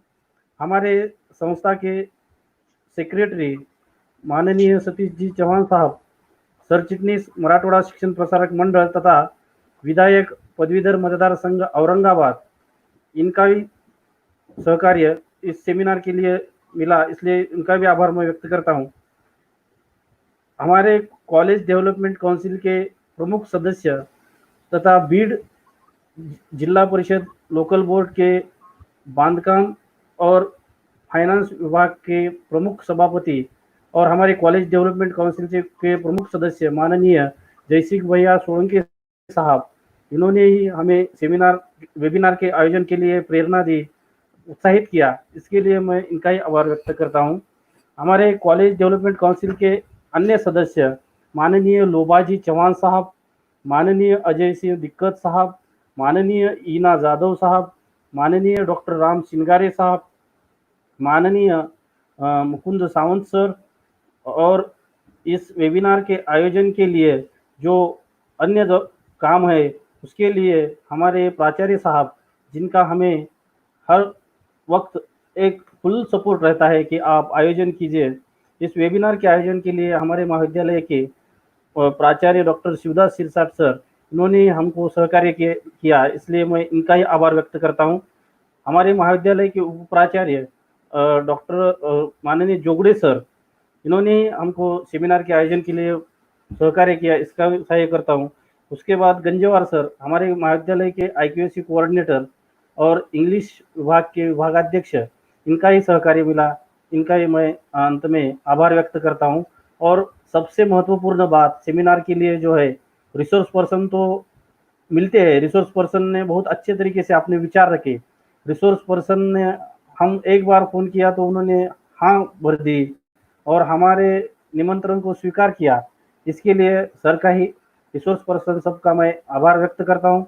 और सबसे इम्पोर्टेंट जो है वो सब प्रतिभागी जो पार्टिसिपेंट्स है, हमारे इतने कम दिनों के बावजूद भी इतना अच्छा रिस्पांस हमको दिया। रजिस्ट्रेशन बहुत सारे पार्टिसिपेंट ने करा और इस वेबिनार को ज्वाइन किया, इसलिए मैं इनका ही तहे दिल से आभार व्यक्त करता हूँ। धन्यवाद।